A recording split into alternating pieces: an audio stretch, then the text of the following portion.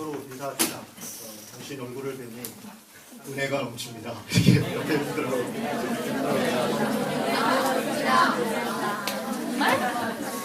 이걸 막 인상 쓰고 있으면 자기 손해입니다. 서로 웃고 서로 얼굴 보면 서로 은혜가 넘치고 그러면 좋겠습니다. 설교하기 전에 잠깐 광고를 하나 드리겠습니다. 여러분 주보 안에 요거 있죠? 네, 우리 감정예술 아카데미 김영일 집사가 동분서주하면서 준비를 했습니다. 여러분이 좀 봐주시고요. 격려도 많이 해주시고요. 이제 4월 둘째 주부터 부활절 이후 주일부터 봄 강좌가 시작됩니다. 그래서 정기 강좌 9강좌가 있고요. 특별히 이번에는 토요일마다 신학 교수들이신데 김군주, 신현우, 황영철 교수님 굉장히 훌륭한 교수님이십니다. 저 개인적으로도 제가 배웠고 우리나라에서도 설명이 사실 필요 없는 그런 훌륭한 교수님들이신데 오셔서 로마서, 누가복음, 레위기 강의를 해주십니다. 그래서 관심 갖고 좀 봐주시면 좋겠고요.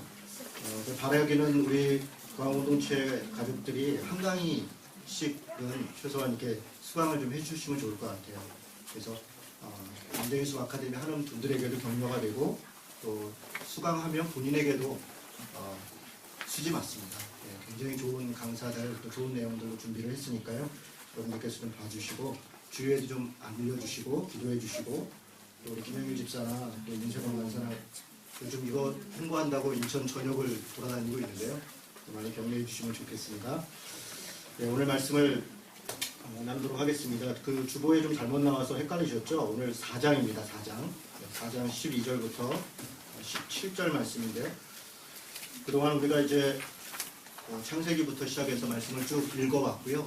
지난 주간 아마 마태복음들을 많이 읽으셨을 텐데 마태복음 읽으시면서 복음서 시작됐으니까 참 좋다. 그리고 이제 첫 페이지 딱 폈는데 피자마자 낳고 이렇게 하니까 이게 또 나하고는 성경은 좀 안 맞는 책인가 보다 이렇게 생각하신 분들도 있을 텐데요. 그래도 구약보다는 낫죠. 구약은 좀 딱딱하고 아무래도 어렵죠. 그리고 우리 시대의 이야기가 아니니까 또 율법적인 얘기들이 많으니까 좀 불편했을 텐데 이제 복음서로 넘어가 있으니까요. 성경 읽는 거 포기하셨던 분들 다시 마음을 추스리시고 말씀 다시 읽으시면 좋겠습니다. 여러분 이 복음서는 예수님에 대해서 기록한 책입니다. 예수님의 생애, 그가 어떻게 태어났고 어떻게 살았고 그가 또 어떻게 죽으셨고 또 그가 어떻게 승천하셨고 또 다시 어떻게 오실 것인가 이런 것들에 대해서 기록한 책입니다.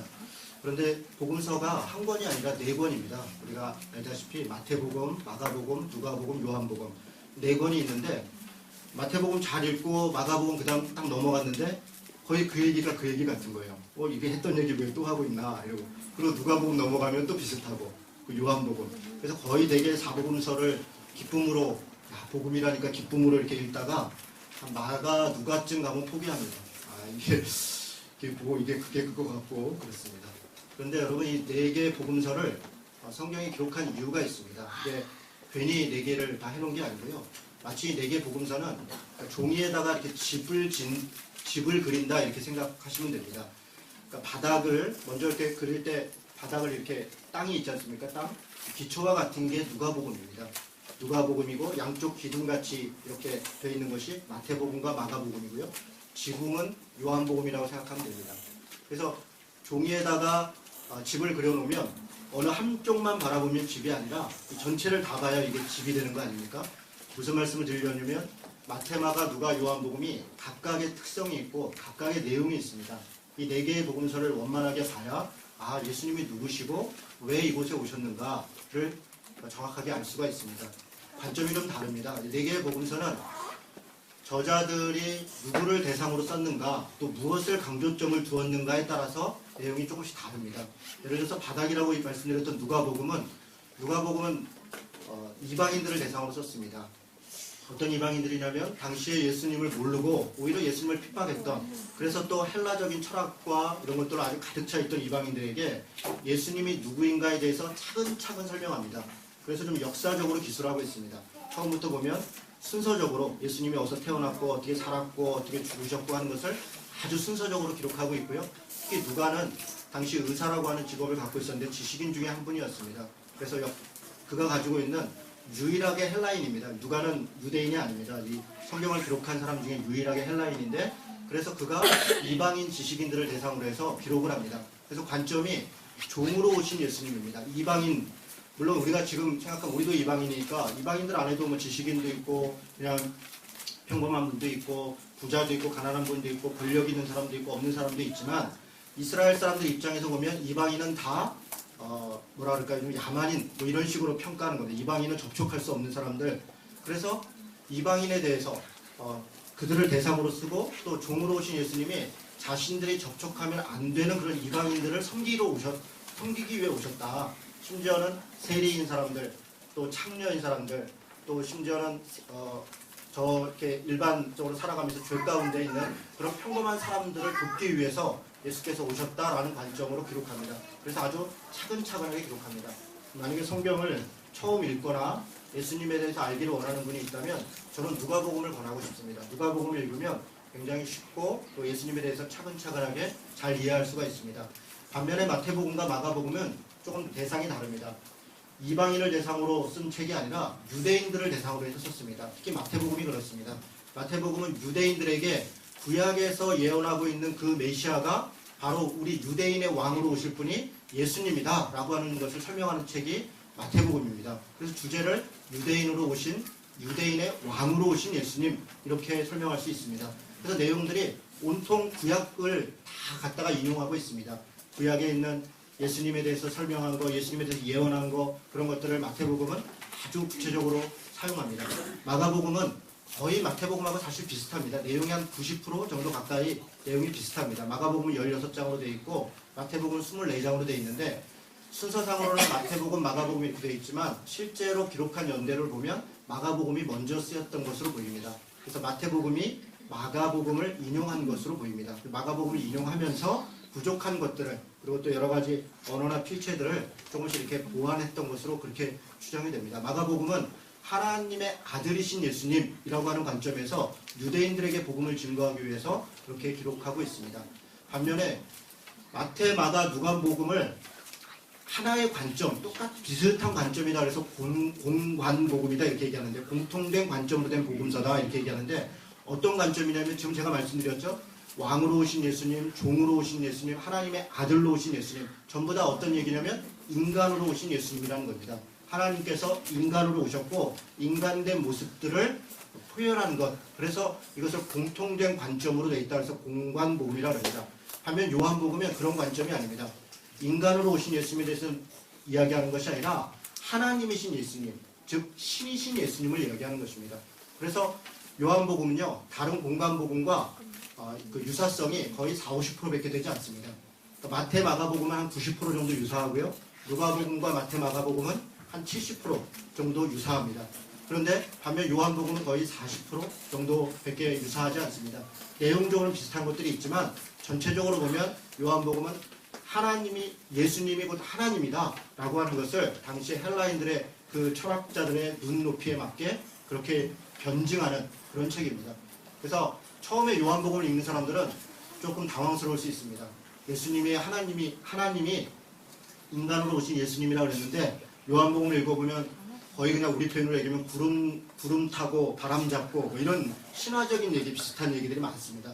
그래서 이게 예수님에 대해서 그런 오해하기 딱 좋습니다. 예수님이 우리 인간으로 오셨다기보다 이분은 나하고 전혀 관계가 없는 분이구나, 내가 범접할 수 없는 그런 신이구나, 그렇게 생각할 가능성이 높습니다. 그럼 마태, 마가, 누가, 요한에 대해서 제가 간략하게 설명을 드렸는데, 이렇게 마태, 마가, 누가, 요한복음은 네 가지 관점에서 다 같이 봐야 예수님이 어떤 분이지, 예수님은 인간이기도 하지만 예수님은 또한 하나님이신 겁니다. 하나님이시기도 하지만 또한 우리의 삶과 우리의 고통 가운데 우리와 동일하게 이 땅 가운데 살았던 바로 인간이었던 것입니다. 또 인간이면서도 그냥 평범한 인간이 아니라 유대인의 왕뿐 아니라 하나님의 아들로서 인류의 왕으로 오신 그런 분이시라는 겁니다. 이런 네 가지 관점들을 원만하게 보는 것이 이 사복음서의 여러 가지 주제입니다. 특별히 오늘 우리가 보려고 하는 마태복음은요, 저자는 레위라고 하는 사람입니다. 그러니까 마태와 레위는 이름이 다른 사람 같은데 그런 게 아니고요. 레위라고 하는 말은 히브리 말로 레위입니다. 히브리 말로 레위를 이 헬라어적 표현으로 하면 마태입니다. 그러니까 같은 말입니다. 그래서 마태라고 하는 사람은 우리가 알다시피 세리라고 하는 직업을 갖고 있었지 않습니까? 세리라 그러면 지금 뭐 세무공무원 그러면 직업도 좋고 수입도 좋고 그러니까 또 사회적으로도 안정된 직업이지만 물론 예수님 시대도 세리는 생활적으로는 안정되어 있는 사람입니다. 그런데 민족적으로 볼 때는 세리는 민족의 뭐라 그럴까요? 배신자? 원수? 그렇죠. 그런 겁니다. 왜냐하면 로마로부터 속국이 되어 있는데 세금을 걷어서 로마에게 바쳐야 되는 일을 하는 사람들이니까 세금을 내는 사람들 입장에서는 굉장히 그 세리가 미웠죠. 그리고 그냥 정당한 세금만 거둔 것이 아니라 당시 세리에 대해서 어떻게 했냐면 세리들이 거두면 로마나 이런 것들은 받을 만큼만 받고 나머지 자기가 알아서 거둔 것은 자기 몫입니다. 그러니까 세리가 열심히 걷는 겁니다. 더 많이 걷는 겁니다. 그래서 로마에게 줄 것 외에 더 많이 걷어서 자기 것을 축복하는 그런 존재가 세리였기 때문에 세리에 대해서는 예수님 시대에는 거의 민족의 원수 정도로 생각하는 그런 자였던 겁니다. 그런데 그런 사람을 예수님이 부르십니다. 예수님이 부르셔서 그가 예수님의 제자가 됐을 때 완전히 다른 사람이 되었고 그가 예수님에 대해서 기록할 때 그런 특성들이 세리였던 특성들이 마태복음에 아주 재미있게 잘 나타나 있습니다. 여러분 마태복음은요 시간대 순으로 기록한 게 아닙니다. 세리라고 하는 이 세금을 걷는 사람들의 직업은 종류별로 이렇게 나누는 거잖아요. 뭐 갑근세는 갑근세, 또 뭐 부가가치세는 부가가치세, 소득세는 소득세. 그렇죠? 여러분 그래서 마태복음은요 주제별로 이렇게 내용들이 이렇게 정리되어 있습니다. 그래서 바리새인하고 예수님이 논쟁하는 얘기만 한참 정리되어 있고 어떤 부분에 가면 마지막에 돌아가실 때 한 주간의 얘기만 정리되어 있고 이런 식으로 종류별로 이렇게 되어 있습니다. 그래서 마태복음 그런 것을 조금 염두에 둬서 읽을 필요가 있습니다. 여러분 우리가 오늘 4장을 보려고 그러는데 1장 1절부터 4장까지는 특별히 마태가 유대인에 대해서 예수님을 소개하는 장면이기 때문에 구약 성경을 빈번하게 인용합니다. 무슨 얘기냐면 1장 1절에 보면 이렇게 나옵니다. 아브라함과 다윗의 자손 예수 그리스도의 세계라. 이 세계라는 말은 족보라는 얘기입니다. 그러니까 아브라함과 다윗의 자손이다. 예수 그리스도께서. 그리고 그것을 증명하기 위해서 구약 성경에 예수님에 대해서 예언했던 이야기들을 여러 차례 인용합니다. 또 세례 요한의 등장을 이야기하면서 세례 요한이 구약에서 이렇게 예고돼 있다. 그가 이런 사역을 했다. 그런 이야기를 할 때마다 전부 다 구약을 인용합니다. 심지어는 예수님께서 광야에서 바로 4장 장면이 광야에서 40일 동안 금식하면서 여러 가지로 시험 받으시는 장면인데 이런 장면들에 대해서도 구약 성경을 다 인용합니다. 왜 이렇게 합니까? 그것은 유대인들이 기다리고 있는 구약의 그 메시아, 예고되어 있는 메시아가 바로 예수 그리스도라고 하는 것을 그들의 언어로 지금 설명하고 있는 것입니다. 그리고 오늘 우리가 읽으려고 하는 본문으로 와 있습니다. 여러분 4장 12절 다시 한번 보겠습니다. 여러분 4장 12절 말씀 다 같이 한번 읽습니다. 자 시작. 예수께서 요한이 잡혔음을 들으시고 갈릴리로 물러가셨다가 지금 여러분 이건 장면이 달라지고 있는 것입니다. 이런 장면에서 우리가 성경을 읽을 때 좀 유의해야 됩니다. 성경을 읽을 때 유의해야 될 게 장면이 바뀐다던가 사람 수가 달라진다던가 주제가 달라진다던가 이런 것들을 좀 체크해 둘 필요가 있습니다. 그래야 성경에 대한 문맥을 정확히 이해할 수가 있습니다. 지금 이 장면은 어떤 장면입니까? 예수께서 요한이 잡혔음을 들으시고 세례 요한이 잡혔습니다. 세례 요한이 헤롯이라고 하는 당시의 왕에게 잡혀서 감옥에 갇혀왔습니다. 그런데 예수님은 그 헤롯에 잡혔음을 들으시고 우리 생각으로는 예수님이 자신보다 앞서서 자기의 온 것을 준비했던 세례 요한이 잡혔으면 그를 도왔더라, 그를 어떻게 했더라 뭐 이렇게 나와요. 이 문맥상 정상인데 지금 이 문맥의 설명은 어떻게 되어 있냐면 예수께서 요한이 잡혔음을 들으시고 갈릴리로 물러가셨다가 전혀 그 일과 관계없다는 듯이 갈릴리로 물러갔습니다. 그러고 나서 어떻게 했냐? 나사렛을 떠나 여기 그러니까 12절에 얘기했던 갈릴리는 나사렛을 얘기하는 겁니다. 나사렛을 떠나 스불론과 납달리 지경 해변에 있는 가버나움에 가서 사시니 여러분 가버나움도 갈릴리입니다. 갈릴리 북동쪽에 있는 갈릴리 그 호수의 가장 중심적 지역 중에 하나입니다. 베드로의 장모가 있었던 곳이죠. 베드로의 그 집안이 있었던 곳입니다. 가버나움으로 가시니 지금 무슨 얘기입니까? 세례 요한의 죽음에 관계하지 않고 예수님은 자기의 길을 가는데 어디로 갔다 얘기하냐면 갈릴리에서 자신의 사역을 시작했더라. 여러분 이건 예고입니다. 세례 요한은 자기의 역할을 다 했습니다. 예수님이 오실 것에 대해서 그가 예고했고 그것을 위해서 준비했고 그것을 선포했습니다. 그리고 세례 요한의 시대는 간 겁니다. 이제는 예수 그리스도의 시대가 왔다. 세례 요한이 내가 물로 세례를 주지만 앞으로는 성령으로 세례를 주는 자가 올 것이다 라고 얘기했던 바로 그분이 나타났다는 것입니다. 예수 그리스도께서는 세례 요한의 죽음에 상관하지 않고 이제 자신에게 주어진 그 사역을 갈릴리에서 시작하려 갈릴리에 오신 것입니다. 여러분 이 말씀은 되게 의미가 있습니다. 여러분 14절부터 보면 이는 선지자 이사야를 통하여 그러니까 예수님께서 지금 갈릴리로 가신 이유는 구약에 예언이 돼 있다 지금 그런 얘기를 하는 겁니다. 또다시 구약을 인용합니다. 뭐라고 얘기합니까? 이사야 선지자를 통하여 하신 말씀을 이루려 하심이라 일러스되 다 같이 읽습니다. 스불론 땅과 납달리 땅과 요단 땅 저편 해변길과 이방의 갈릴리여 흑암에 앉은 백성이 큰 빛을 보았고 사망의 땅과 그늘에 앉은 자들에게 빛이 비추었도다. 여러분 지금 이 말씀은 이사야서 9장 1절 2절을 그대로 인용하고 있습니다. 거의 그대로입니다. 약간 시제, 그러니까 시제라 그러면 뭐 미래 시제, 현재 시제 이런 거죠. 그런 시제만 살짝 바꿨습니다. 제가 좀 설명을 드리겠습니다. 여러분 지금 이사야는 스불론 땅과 납달리 땅에 큰 빛이 나타나서 그들을 고통 가운데 그들을 영화롭게 해방시키시고 그들을 영화롭게 할 것이다. 이사야 9장 1, 2절은 그렇게 예언합니다. 여러분 이 갈릴리 땅은 여호수아가 가나안 땅을 점령했을 때 스불론과 납달리 그 외에도 두 족속이 조금씩 더 나눠 가졌는데요. 대표적으로 스불론과 납달리가 이 나눠 가졌던 땅입니다. 그래서 이 갈릴리 땅은 그런데 굉장히 척박하고 고통의 땅입니다. 그 갈릴리라는 말 자체가 지역이라는 말입니다. 갈릴리라는 말 자체가 지역, 지방, 둥근 원, 그러니까 갈릴리가 둥근 원, 지방, 지역 이런 말인데 갈릴리를 둥근 원으로 해석하는 것은 좀 잘못 해석하는 겁니다. 갈릴리라는 말 자체는 지방이라 이런 말입니다. 지방 지역이다. 그러니까 갈릴리라는 말 자체가 중심부로부터 벗어나 있는 곳이라는 겁니다. 그래서 더군다나 이 갈릴리는 북쪽에 있습니다. 이스라엘의 북쪽에 있는데 그 갈릴리 바로 위에가 뭐냐면 아람 땅입니다. 그러니까 예전으로 얘기하면 수리아입니다. 수리아. 다마스커스라고 하는 사도 바울이 예수님을 만났던 그 지역이 수리아인데 그 수리아입니다. 그 수리아를 넘어가면 유프라테스 강과 티그리스 강을 이렇게 맞닿아 있는 메소포타미아 지역으로 갑니다. 그 메소포타미아 지역이 역대 가장 강력한 나라들인 바벨론 혹은 아수리아, 나중에 페르시아, 나중에 거기가 헬라가 장악했다가 로마가 장악하는 그런 땅입니다. 아주 강력한 곳이고 수메르 문명의 발상지입니다. 그러니까 이 유대에서 가장 북쪽에 있는 갈릴리는 이방 땅에 접경되어 있고요. 그리고 가장 비옥한 땅 중에 하나입니다. 여러분 이스라엘 땅이라는 게 우리가 생각할 때는 젖과 꿀이 흐른다 이러니까 굉장히 좋은 땅 같지만 실제 그렇지 않습니다. 다 산악지역이고요. 실제 이스라엘에 평야가 있고 농사가 되는 곳은 딱 두 군데입니다. 갈릴리 옆에 있는 무기토 평야라는 곳이고 예루살렘 아래쪽에 있는 이스라엘 평야라고 하는 곳입니다. 이 두 군데 외에는 사실 농사가 되는 데가 거의 없습니다. 여러분 갈릴리가 이방 땅에 인접해 있고 호수가 있고 그리고 그 아래쪽에 무기토 평화가 있다라고 하는 것은 외국의 이방의 입장에서 볼 때는 외국 나라 입장에서 볼 때는 그곳이 바로 침략의 대상지입니다. 전쟁이 일어나면 가장 먼저 장악되는 것이고 약탈과 겁탈이 일삼아지는 곳이 바로 억압과 착취의 땅이 갈릴리 땅입니다.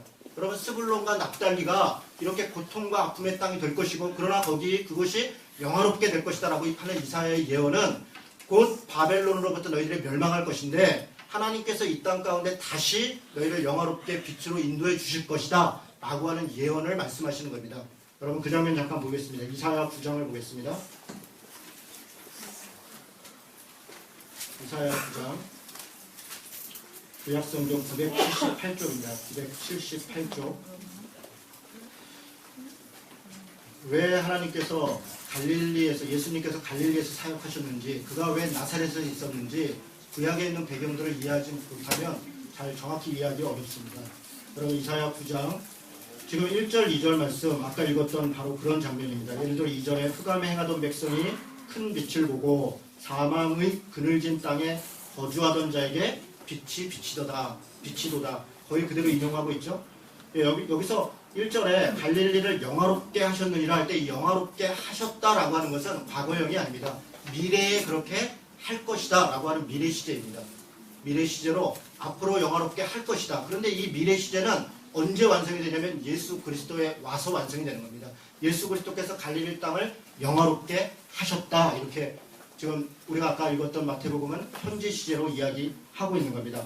바로 이 갈릴리 땅이 어떤 땅이었냐? 4절에 보니까 이렇게 되어 있습니다. 이는 그들이 무겁게 맨 멍에와 그들의 어깨의 채찍과 그 압제자의 막대기를 주께서 꺾으시되 무슨 얘기입니까? 그들은 압제와 채찍과 고통 가운데 그렇게 다른 나라에 의해서 노예가 돼서 혹은 속국이 돼서 그렇게 사는 땅, 그런 고통과 아픔의 땅이 바로 이 갈릴리 땅이었다는 것입니다. 그런데 그들에게 하나님께서 빛을 비춰주시고 누군가를 보내서 그들을 해방시키시고 참 자유를 주시는데 그가 누구냐? 6절에 얘기합니다. 6절부터 7절 말씀 같이 읽겠습니다.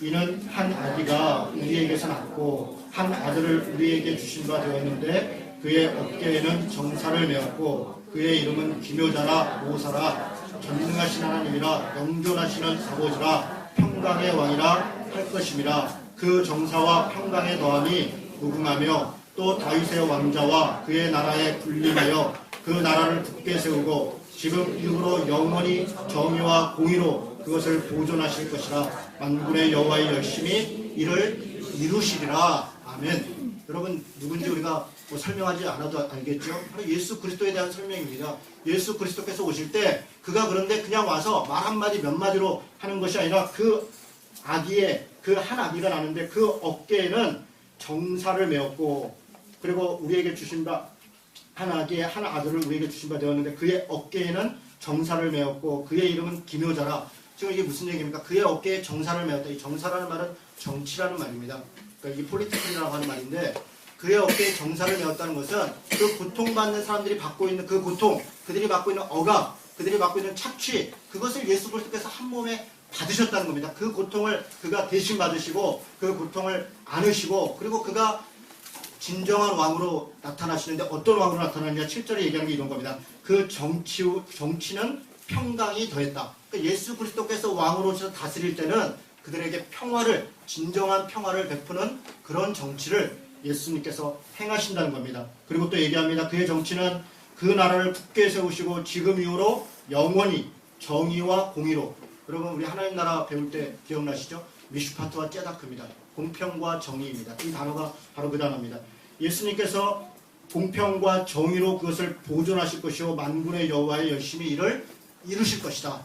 여러분 다시 마태복음 돌아가겠습니다. 이 의미가 있습니다. 여러분 우리가 읽을 때는 도대체 이게 무슨 뜻인가? 이런 생각이 들지만 고통받는 그 아픔 가운데 있는 사람들에게는 예수 그리스도의 오심이야말로 자신들이 받고 있는 고난, 아픔, 다른 나라로부터 속국이 돼 있고 또 다른 곳으로부터 경제적으로 착취받고 있는 사람들로 그 고통과 아픔으로부터 벗어나는 것. 그래서 공평과 정의로 누군가 다스려주고 그런 왕으로서 우리를 다스려주기를 바라는 그런 위대한 왕, 그런 메시아를 기다리고 있는 것입니다.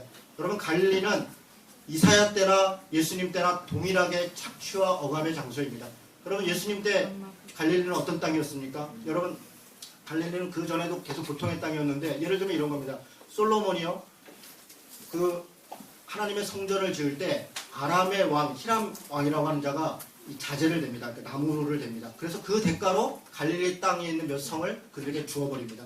여러분 그래서 그때부터 이것이 이방의 땅이 돼버려요. 그래서 아람의 그 통치를 받게 됩니다. 그 아픔이 있는 곳입니다. 아스리아라고 하는 그 메소포타미아의 강력한 나라가 세워졌을 때 아스리아의 왕은 어떻게 했냐면 갈릴리에 와서 그들을 점령하고 그 백성들을 다 아시리아로 잡아갑니다. 그리고 대신 이방에 있는 민족들을 그 갈릴리 땅에다가 다 옮겨옵니다. 그래서 어떤 일이 벌어집니까? 이것이 문화적으로 혼합이 되고 또 혈통적으로도 혼합이 돼버립니다. 그래서 갈릴리 땅에 대해서 이들이 뭐라고 얘기합니까? 이 사장에 보니까 이방의 갈릴리다 이렇게 얘기합니다. 이것이 별명입니다. 유대인들은 저 아래 예루살렘 성에 하나님의 성전을 가지고 있고 유대, 지금으로 얘기하면 서울이죠. 그런 중심부에 살고 있는 사람들은 그들이 볼 때 갈릴리 사람들은 이방이라는 겁니다. 이방이라는 말이 뭡니까? 우리가 좋게 얘기해서 이방이지 촌놈이라는 거 아닙니까? 촌구석이라는 거 아닙니까? 저 야만의 땅이라는 거 아닙니까? 그런 땅으로 그렇게 불렸던 것이 갈릴리의 역사입니다. 그런데 그런 이 갈릴리가 예수님이 있었던 지금은 어떻게 되어 있느냐? 여러분 로마는 이스라엘을 통치할 때 그냥 직접 통치한 게 아니라 총독이나 분봉 왕들을 통해서 분할 통치했습니다. 그래서 이스라엘 지역을 크게 세 가지로 나눴는데 맨 밑에가 유대 지역입니다. 유대 지역은 우리가 알다시피 빌라도가 총독으로 와서 다스렸죠. 그리고 중간이 사마리아 지역입니다. 그리고 그 위에가 갈릴리 호수를 중심으로 한 갈릴리 지방입니다. 그런데 이 갈릴리 지방은 유대 이스라엘에 속해서 다스린 게 아니라 그 지역을 수리아 지역의 갈릴리다 이렇게 표현했습니다. 여러분 제 얘기를 잘 들으십시오. 수리아 지역의 갈릴리다. 무슨 얘기입니까? 그것은 유대적으로 유대 나라로 이스라엘 나라로 통치한 게 아니라 수리아라고 하는 나라를 로마가 통치할 때 거기에 갈릴리를 끼워줬다는 겁니다. 그래서 여러분 갈릴리 백성들은 자기 나라에 있으면서도 남의 나라 사람들의 통치를 받아야 되는 이중적으로 로마의 통치를 받고 수리아의 통치를 받고 그래서 여러분 나사렛 사람들 베드로가 다 아람어를 썼습니다. 그게 아람입니다. 성경에 아람어가 등장하는 이유가 바로 그렇습니다. 예수님도 아마 아람어를 썼을 가능성이 높습니다. 히브리어를 쓴 게 아닙니다. 나중에 유대로 내려와서 그들도 물론 히브리어를 알고 있었으니까 조금 사용했겠지만 지금으로 얘기하면 강원도 사람들이 서울에 와서 뭐 이렇게 사투리 쓰는 거 아닙니까? 그냥 우리가 사투리 쓴다는 그 자체로 그냥 무시하는 거잖아요. 유대 사람들은 그들이 아람어 섞인 히브리어를 쓸 때 그들을 그 자체로 천시하고 무시하고 더군다나 그들은 수리아 땅에 있다 이렇게 얘기했습니다. 더군다나요. 6월절 같은 게 되면 6월절이나 이런 절기가 되면 모든 흩어져 있는 이스라엘 사람들은 예루살렘 성전에 와서 제사를 지내야 됐습니다. 그런데 갈릴리 사람들은 거기 잘 오지 못했습니다. 왜 그랬냐면 거리도 멀었지만 6월절든 이런 절기가 되면 그게 농번기입니다. 여러 그 농번기 아주 중요한 때입니다. 그러니까 움직일 수가 없는 겁니다. 그래서 갈 수가 없어요. 그래서 예루살렘에 와서 제사를 지내지 않는다라고 하는 것 때문에 저들은 근본도 없다. 하나님도 무시하고 하나님도 섬기지 않는다. 그런 식으로 그들을 무시했습니다.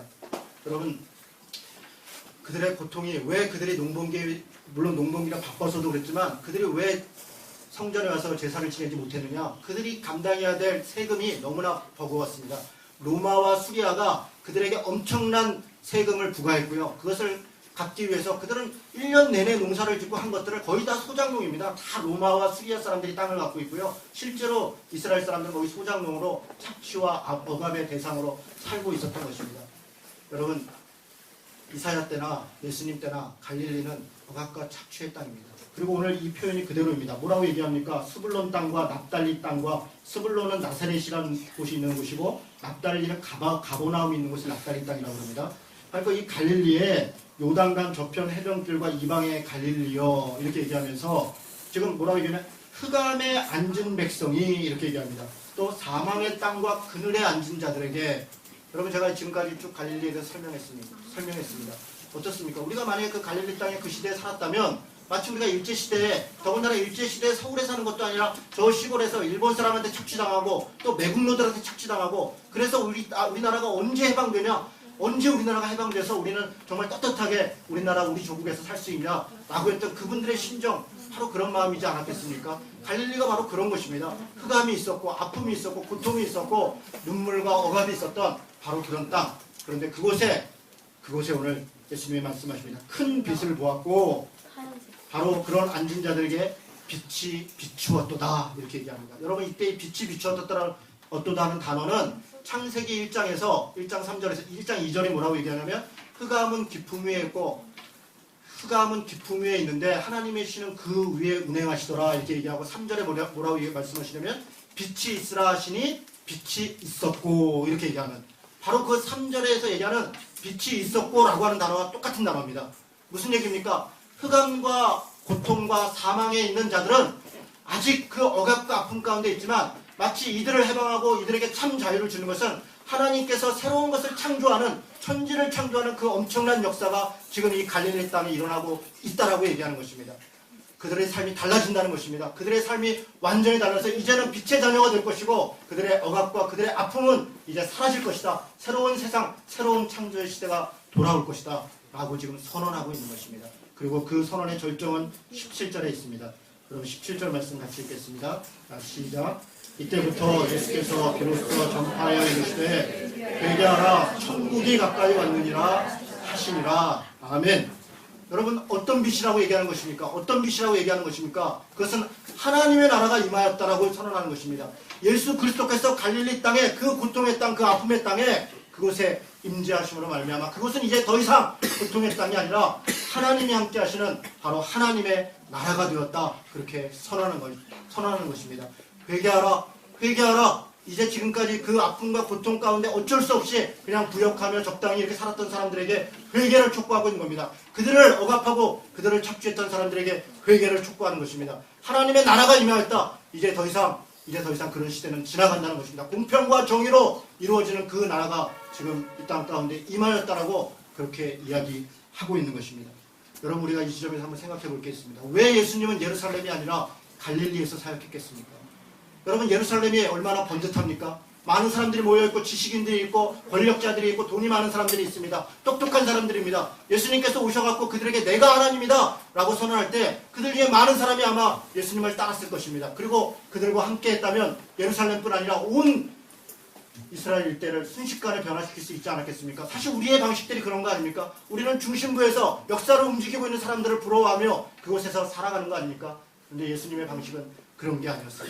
예수님은 태어났을 때 베들레헴에서 태어났지만 태어나자마자 그는 나사렛을 쫓겨갔고 나사렛에서 있을 땅이 없어서 애굽으로 쫓겨갔다가 다시 갈릴리로 돌아옵니다. 그의 사역의 대부분은 다 갈릴리에서 이루어집니다. 갈릴리에서 그의 사역이 이루어지고 심지어는 그가 부활했을 때 여러분 24장을 보겠습니다.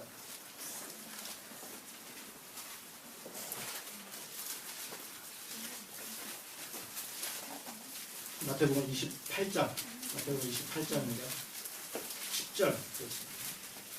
여러분 예수님이 죽으시고 부활하신 다음에 여자들이 예수님의 죽으신 그 무덤에 찾아옵니다. 그리고 예수님은 간대없고 천사들이 나타나서 그에게 얘기합니다. 7절 같이 한번 읽겠습니다. 28장 7절 같이 읽습니다. 시작. 또 빨리 가서 그의 제자들에게 이르되 그가 죽은 자 가운데서 살아나셨고 너희보다 먼저 갈릴리로 가시나니 가서 너희가 배우리라. 예, 여기까지 보겠습니다. 천사들이 얘기합니다. 내가 살아나면 갈릴리로 간다 하지 않았느냐. 그 얘기를 다시 상기시킵니다. 여러분 10절에 이렇게 있는데 예수께서 이르시되 무서워하지 말라. 가서 내 형제들에게 갈릴리로 가라 하라. 거기서 나를 보리라. 예수님은 부활하신 다음에 부활하신 그 몸으로 예루살렘 거리를 활보하며 많은 사람들이 얼마나 놀라겠습니까? 예수님이 살아나셨다. 알고 보니 저가 하나님이셨구나. 그들을 따랐을 것입니다. 그런데 예수님은 예루살렘을 활보하지 않습니다. 다시 갈릴리로 갑니다. 그리고 그 촌사람들, 그 억압받고 그 고통 가운데 있는 사람들과 새로운 역사를 시작하는 것입니다. 여러분 16절을 보십시오. 11제자가 갈릴리에 가서 예수께서 지시하신 산에 이르니 11명의 제자, 한 명 가룟 유다는 이제 없어진 것이죠. 11명의 제자가 예수님께 옵니다. 그리고 그 촌사람들, 그 자신을 배반하고 자신을 돌이켰던 그 제자들을 다시 붙잡아서 얘기합니다. 예수를 배웠고 경배하니 의심하는 사람들도 있었습니다. 그런 사람들에게 말씀하십니다. 예수께서 나와 말씀하여 이르시되 하늘과 땅의 모든 권세를 내게 주셨으니 그러므로 너희는 가서 모든 민족을 제자로 삼아 아버지와 아들과 성령의 이름으로 세례를 베풀고 내가 너희에게 분부한 모든 것을 가르쳐 지키게 하라. 위대한 기상명령입니다. 여러분 이 명령은 예루살렘 땅 그 역사를 주관하고 있다고 생각하고 있는 그곳에서 선포된 것이 아니라 우리가 생각하는 그 갈릴리 그 촌구석 아무것도 아니라고 생각하는 바로 그곳에서 예수님은 다시 자신의 하나님의 나라의 역사를 시작하는 것입니다. 사랑하는 성도 여러분, 저는 2008년도에 부천에 있는 예인교회 전도사로 왔습니다. 전도사 사역을 하면서 부천과 인천의 성서한국 인천부천 대회라고 하는 성서한국 청년연합수련회를 기획하고 2008년, 2010년 이렇게 진행한 적이 있습니다. 그 일을 연합적으로 진행하기 위해서 인천에 있는 많은 목회자들을 만났습니다. 부천에 있는 많은 사역자들을 만났습니다. 근데 제가 그분들을 만나면서 너무나 안타까운 게 있었어요. 이 지역의식, 패배감, 절망감 물론 이해할 수 있습니다. 이해가 되죠. 그러나 그 마음이 너무 깊습니다. 우리 안 돼. 우리도 해봤어. 안 돼. 여러분 많은 사람들이 서울에 못 가서 그냥 어쩔 수 없이 여기 있다. 서울에 있는 대학에 가지 않아서 나는 인천에 있는 대학에 있다. 나는 서울에 있는 직장에 가지 못해서 인천에 있는 직장을 다닌다. 이런 패배감과 절망감 가운데 가득 차 있습니다. 무언가를 해보자라고 얘기할 때 우리가 뭘 하겠냐. 우리는 해도 안 돼. 라고 하는 의식. 여러분 이것이 갈릴리 의식 아닙니까? 갈릴리 의식입니다.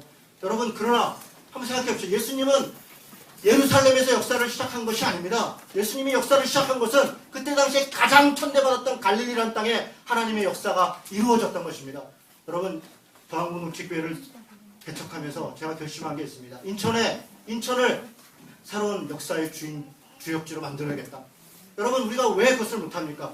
여러분 서울에 가까운 것은 우리에게 패배감을 주는 것이 아니라 오히려 우리에게 기회입니다. 서울에 있는 많은 좋은 강사들, 내노라는 사람들 부르면 되는 것입니다. 불러서 여기서 많은 청년들에게 좋은 강의를 듣게 하고 좋은 사람들을 만날 수 있는 기회를 부여하고 그래서 우리가 주변을 지에서 벗어나서 우리 스스로 우리 이 땅에 여러분 이 360만 400만이나 되는 인천의 인구들이 작습니까? 이곳에 하나님의 나라를 선포하는 일을 기필코 해내야겠다. 그런 마음이 들었습니다.